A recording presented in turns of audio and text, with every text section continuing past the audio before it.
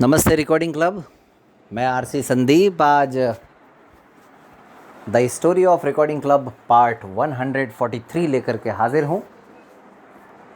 और मैं ये जानता हूँ कि करीब करीब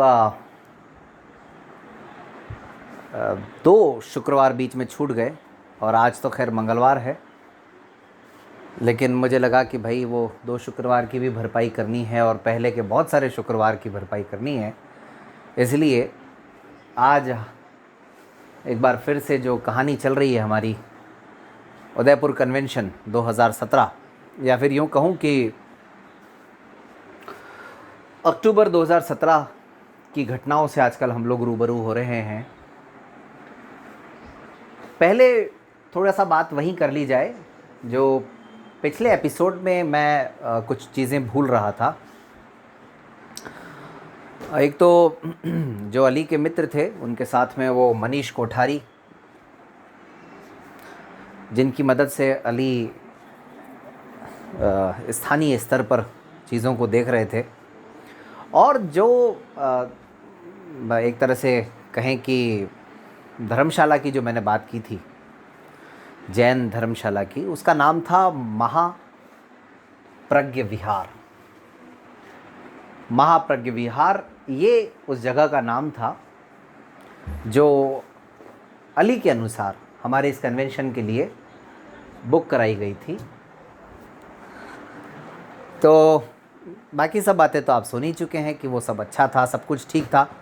वो दिन भी अच्छे से निकला। उस दिन काफ़ी सारे लोगों से मुलाकात भी हुई और पहली नज़र में लगा कि भाई कार्यक्रम तो सफल है। फिर अगले दिन अखबारों में भी आया, उसके बाद भी कुछ लोगों को पता चला और वहाँ पर स्थानीय स्तर पर चीज़ें चलती रही। और वहाँ पर उस कार्यक्रम के लिए हमारे जो दोनों साथी स्थानीय स्तर पर देख रहे थे, प्रशांत और अली, इस कार्यक्रम को देख रहे थे। अब सब बात आती है कि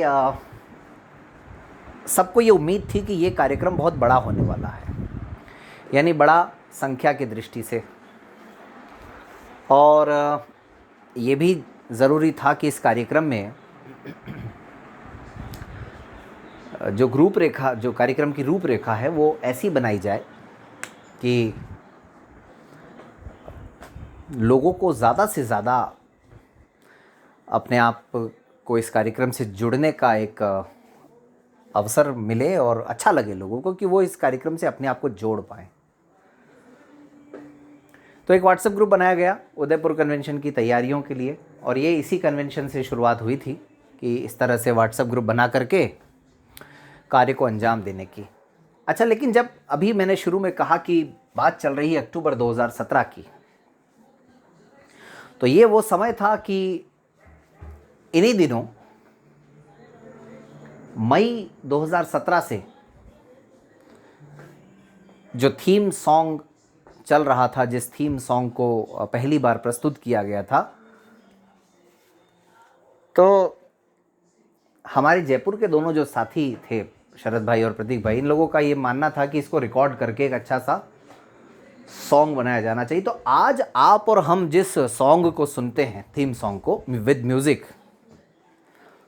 ये दरअसल इस शक्ल में पहली बार अक्टूबर 2000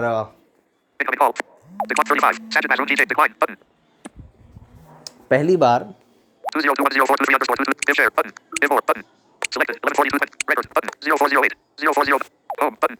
पहली बार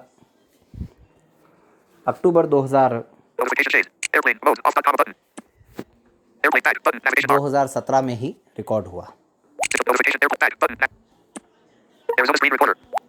और इसकी भी छोटी सी कहानी है, लगे हाथों तो मुझे लगा वो भी सुना दी जाए। कन्वेंशन की तो बातें चलती रहेंगी। वैभव शर्मा से परिचय हो गया था जब 1 वर्ष का कार्यक्रम था जयपुर में, वहाँ पर होटल सफारी में। वैभव उभरते हुए गायक।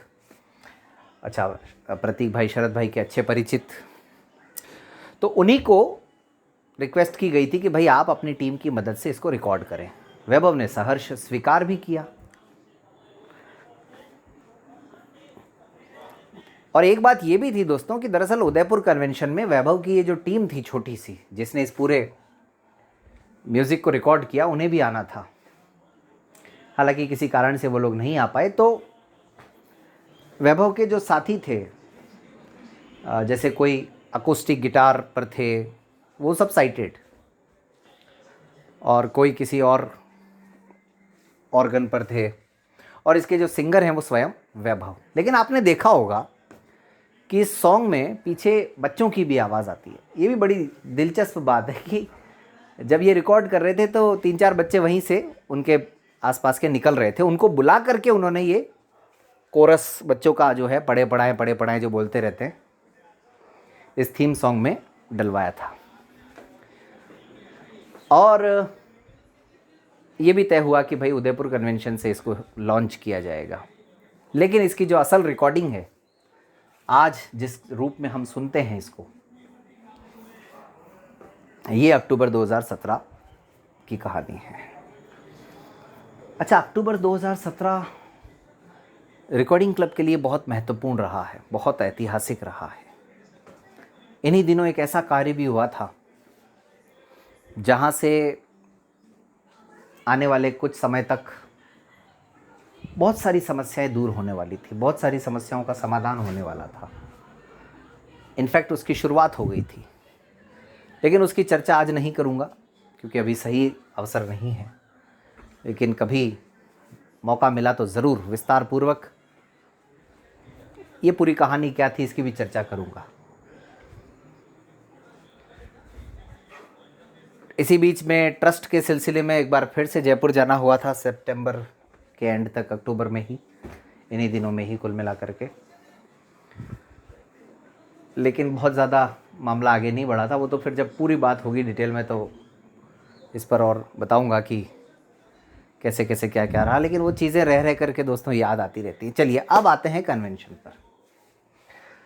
तो कन्वेंशन की तैयारियों के लिए यही सब साथी जिनको आप सुनते रहे हैं, चाहे वो सूर्य सर हों, शरद भाई, प्रतीक भाई, अर्पण जी, मैं, कर्मवीर भाई और ललित सोनी जी जो अब इस दुनिया में नहीं हैं, हमारे बाकी युवा साथी, चाहे वो अली हों, प्रशांत हों, सृष्टि हों, विपुल हों, भानु हों, हम लोग सब, और भी अगर कोई नाम शायद मेरे से छूट रहा हो तो क्षमा करें।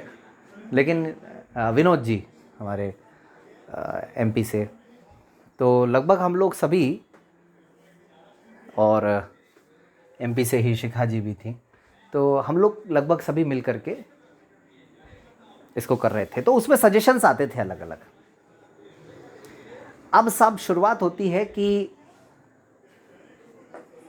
दिव्य नयन डिवाइस जिसको कि डेमोन्स्ट्रेट करना था, लाइव डेमोन्स्ट्रेशन, सरदाना सर जुड़ चुके थे। सरदाना सर से परिचय भी बड़ा अच्छा था।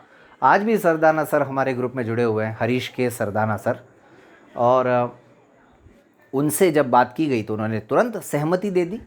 बस उन्होंने ये कहा कि भाई हमारी जो टीम आएगी छोटी सी, उसके लिए आपको अलग से व्यवस्था करनी होगी, ठीक हो जाएगी। तो जब ग्रुप बना, ये सारी बातें हुई, तो एक जो अच्छा थोड़ा सा क्या है कि पुष्कर कन्वेंशन का अपना जो अनुभव था वो बड़ा अच्छा अनुभव था। तो एक बात पर सबकी सहमति थी कि सबसे पहला जो सत्र है वो परिचय सत्र हो। लेकिन किसी ने कहा कि यार केवल परिचय तो ठीक नहीं रहेगा, पता नहीं कितना टाइम लगे, नहीं लगे, और जल्दी भी हो सकता है। तो फिर उसमें जो दिव्य नयन डिवाइस का जो डेमोन्स्ट्रेशन है वो परिचय सत्र में ही ऐड कर दिया गया। इस पर सहमति बन गई। और कभी कभी दोस्तों कुछ काम ऐसे हमसे हो जाते हैं जाने अनजाने, हम सोचते हैं कि भविष्य में ये चीज़ें बहुत लाभदायक होने वाली हैं, और वास्तव में ऐसा होता भी है। कभी कभी हमें ये भी लगता है कि जो काम बहुत पहले कर लेना चाहिए था वो जब मौका मिले तभी कर लें तो अच्छा है। तो यहाँ पर मेरा एक सुझाव था कि हम एक सत्र जो है वो आदरणीय कमल सर के साथ रखना चाहते हैं। हम कमल शर्मा सर से तो आप सब परिचित हैं ही हैं, उसमें तो कोई दिक्कत है ही नहीं। तो फिर पूछा सबने कि कमल सर कौन है। उस समय बहुत ज़्यादा मतलब सर की चर्चा नहीं थी और मैसेजेस कभी कभार सर के आ जाते थे, तो शायद उसी वजह से लोग जानते होंगे।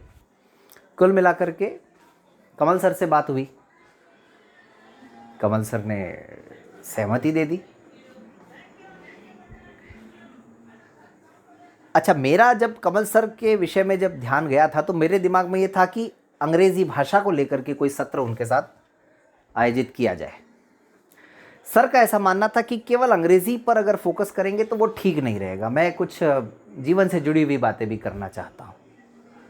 तो मुझे लगा ये तो बहुत अच्छी बात है सर, हम सबको मोटिवेशन मिलेगा, लाभ मिलेगा। तो कमल सर ने खुद ही सजेस्ट किया एक टॉपिक कि आपके लिए सबसे ज़्यादा महत्वपूर्ण आप है। ये उनके सेशन का टॉपिक था और उसका टाइमिंग रखा गया था 12 बजे से 1:30 बजे तक दिन में, 29 दिसंबर 2017 को। क्योंकि तारीखें तो तय हो गई थी 29, 30, 31 दिसंबर 2017, उसमें तो कोई दो राय था ही नहीं। तो जब ये सेशन भी तय हो गया, इसके बारे में भी सबने सहमति भी दे दी ग्रुप में। एक ये बात भी तय थी कि भाई कुछ कॉम्पिटिशन्स भी होने चाहिए। तो ऐसे में तय हुआ कि भाई उन दिनों हमारे श्रीमान मुकेश गुप्ता जी बड़े सक्रिय हुआ करते थे, तो उनसे आग्रह किया गया कि आप वाद विवाद प्रतियोगिता का जिम्मा उठाएं। उन्होंने भी सहर्ष स्वीकृति दे दी और उसका जो टॉपिक था वो आदरणीय सूर्य सर ने सजेस्ट किया था, जिस पर सबने सहमति दी कि समावेशी शिक्षा से ही दृष्टिबाधितों का सर्वांगीण विकास संभव है। ये उसका नाम था टॉपिक का। ये वाद विवाद प्रतियोगिता और जीके कंपटीशन की जिम्मेदारी हमेशा की तरह अली के हाथों में। हालांकि हम जीके कंपटीशन की शुरुआत पुष्कर से कर चुके थे। पुष्कर कन्वेंशन में कपिल भाई के पास इसकी जिम्मेदारी थी और विनोद जी के पास, लेकिन यहाँ पर जो शुरुआत हुई वो अली भाई से हुई। और तब तक अली का टैलेंट भी हम लोग देख चुके थे, सबके सामने आ चुका था। तो अली ने भी इस रिक्वेस्ट को स्वीकार किया और उन्होंने अपने तरीके से जीके कंपटीशन को अपने हाथ में लिया और किस तरह से करवाना है उसको वो भी उन्होंने तय किया। फिर आगे जब कार्यक्रम की बात करेंगे तो बताएंगे कि ये भी अपने आप में बड़ा दिलचस्प किस्सा है जीके कंपटीशन का भी। बहरहाल तो अब कुछ कॉम्पिटिशन्स हो गए। दिन में 1:30 से 3 बजे तक लंच का टाइम डिसाइड हो गया। सुबह 9 से 12 परिचय सत्र और दिव्य नयन डिवाइस का डेमोन्स्ट्रेशन हो गया। 8 से 9 और ये सब ब्रेकफास्ट, रजिस्ट्रेशन वगैरह वगैरह सब हो गया। क्योंकि धीरे धीरे जब आप रूपरेखा बनाते चलते हैं तो 1 बाय 1 चलना पड़ता है आपको। ये जो साथी आजकल सुन रहे हैं और आने वाले समय में वो भी कुछ कार्यक्रम करना चाहते हैं तो उनके लिए भी मुझे लगता है ये चीज़ें महत्वपूर्ण हो सकती हैं। क्योंकि कार्यक्रम की रूपरेखा तय भी ऐसी की जाए जिसको हम एग्जीक्यूट भी कर पाएँ, जिसको हम निभा भी पाएँ। ये नहीं कि हमने कार्यक्रम तो बहुत अच्छा बना दिया, पता चला कर नहीं पा रहे हैं। हमारे साथ भी एक्चुअली हुआ था ये, और इसी कन्वेंशन से हुआ था। तो दिन में 3 से 4 बजे तक वाद विवाद प्रतियोगिता का समय रखा गया और 4 बजे के बाद में एक सत्र रखा गया था ब्रेल का सर्वांगीण विकास। कुल मिला के ब्रेल लिपि से संबंधित ये सत्र था। और उन दिनों हम एक और साथी की प्रतिभा से भी रूबरू हो रहे थे। वो हैं शिवशंकर कपूर जी, जिनको कि आप सुनते रहते हैं क्लब पर। मध्य प्रदेश से हैं, उन दिनों देहरादून से हुआ करते थे। तो उनसे आग्रह किया गया कि भाई आप जो है वो ये ब्रेल पर कोई सत्र आयोजित करें। उन्होंने भी सहर्ष स्वीकृति दे दी, तो ये भी तय हो गया एक सत्र। तो अब अच्छा साथियों, अब ये बड़ा महत्वपूर्ण है कि अभी इन दिनों में एनेबल इंडिया के साथ एक सेशन हुआ, और उन दिनों जब उदयपुर कन्वेंशन की तैयारियां चल रही थी तो शिखा जी का ये सुझाव था कि भाई एनेबल इंडिया से मिस्टर संदेश सर जो हैं उनके साथ एक सत्र किया जाए। कंप्यूटर ट्रेनिंग बहुत अच्छी देते हैं और बहुत अच्छे स्पीकर हैं। उन्होंने ही नंबर भी उपलब्ध करवाया, संदेश जी से बात भी की गई और संदेश जी ने भी सहमति दे दी साहब।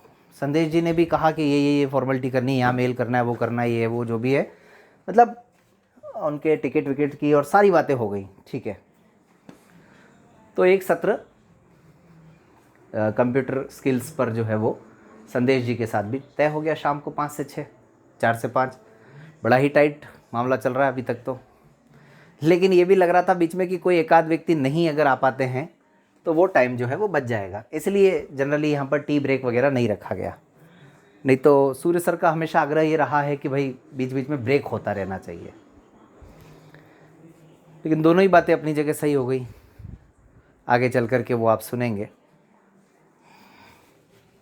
शाम में एक सत्र ये भी तय हुआ कि जितने भी फीमेल पार्टिसिपेंट्स होंगे उनके लिए भी एक सत्र आयोजित किया जाए अलग से।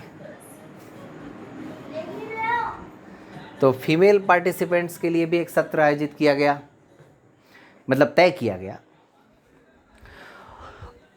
और सही मायनों में दोस्तों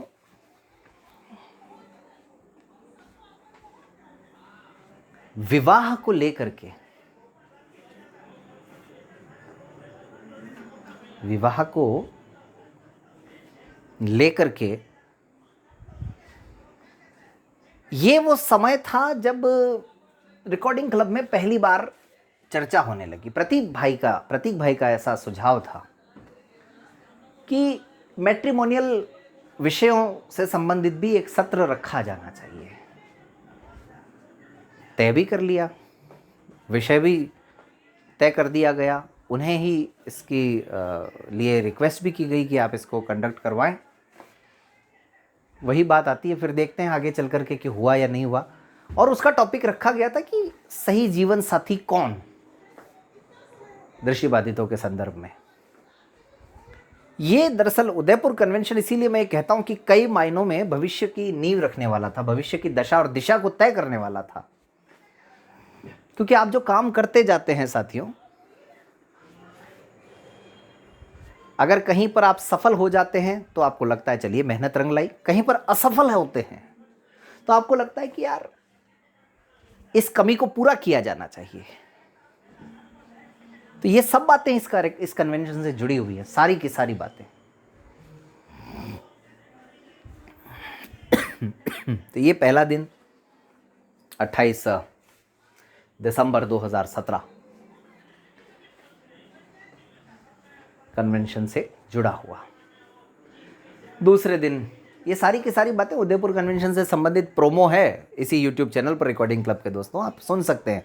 उदयपुर कन्वेंशन प्रोमो आप इतना ही अगर सर्च करेंगे टाइप करके या वॉइस में तो आपको मिल जाएगा।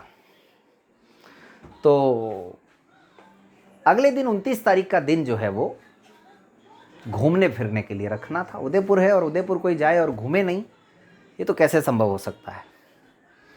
उदयपुर में बहुत अच्छे अच्छे दर्शनीय स्थल हैं। उदयपुर झीलों की नगरी कहा जाता है और पता नहीं क्या क्या कहा जाता है, आप सब जानते ही हैं इसके बारे में। तो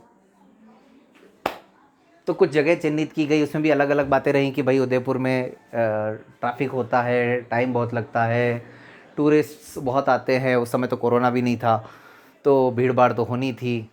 इतने सारे जो दर्शनीय स्थल हैं वो एक दिन में नहीं हो सकते हैं। एकलिंग जी है, जैसे फतेह सागर, पिछोला झील और सिटी पैलेस, पता नहीं क्या क्या,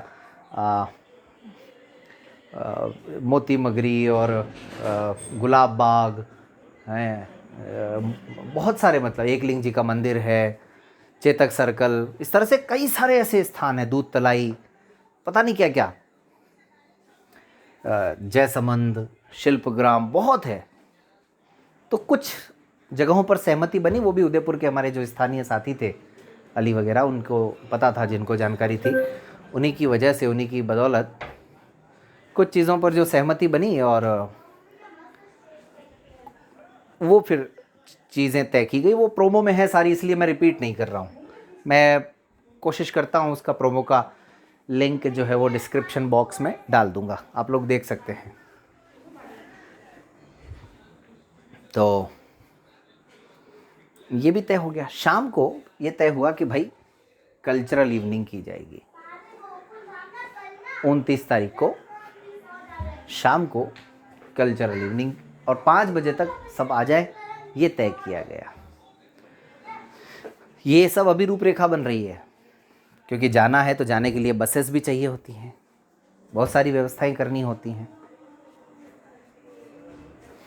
और तीसरे दिन, अंतिम दिन 31 तारीख को ये तय हुआ कि साहब सुबह एक सत्र होगा वित्तीय प्रबंधन पर, वित्तीय समावेशन पर। और ये सुझाव सूर्य सर का था कि हमें वित्त पर भी एक, फाइनेंशियल मैनेजमेंट पर भी एक सेशन रखना चाहिए। तो वो भी सबने कहा कि बिल्कुल होना चाहिए। अच्छा देखिए, अब जब सत्र होते हैं तो फिर सत्र के साथ साथ ये भी तय होता है कि कौन मॉडरेटर होंगे, कौन स्पीकर्स होंगे। तो इस सत्र में भी स्पीकर तो सूर्य सर रहे, उनके साथ में किशन शर्मा जी जो कि उदयपुर से ही हैं, जिनका जिक्र मैंने पिछले भाग में किया था, जिनके घर में मिलकर के आया था। और मॉडरेटर करमवीर भाई बने थे। ऐसे ही परिचय सत्र में मैं मॉडरेटर था, और कमल सर वाले में सेशन में मुझे याद नहीं आ रहा, लेकिन इसको चेक करना पड़ेगा कि उसमें कौन मॉडरेटर थे। वाद विवाद प्रतियोगिता में मुकेश जी, मैंने बता ही दिया, जीके में अली भाई।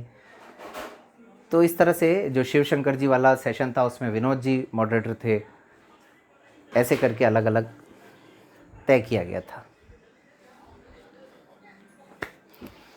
जो कल्चरल इवनिंग थी उसमें शिखा जी जो हैं वो मॉडरेटर थी और हम थे उनके साथ में। हालांकि उसकी भी अपनी कहानी है, कहानियाँ तो हर एक चीज़ की हैं दोस्तों। यहाँ पर जब रूपरेखा तैयार हुई तो एक सजेशन ऐसा भी आया था जो सही मायने में हम आज तक उसको नहीं कर पाए हैं काम को। सोचा बहुत बार है, लेकिन आगे करने का इरादा है, कभी ना कभी मौका मिला तो। मैं व्यक्तिगत तौर पे तो करता हूँ, लेकिन समूह की तरफ से हम उस कार्य को अंजाम नहीं दे पाए। वो कौन से सेशन का सजेशन था और वो हुआ या नहीं हुआ, सजेशन किसने दिया था, ये सब कहानी के, लेकिन बहुत दिलचस्प है वो कहानी के अगले भाग में। नमस्कार। 2066 selected 11:42:24 record button.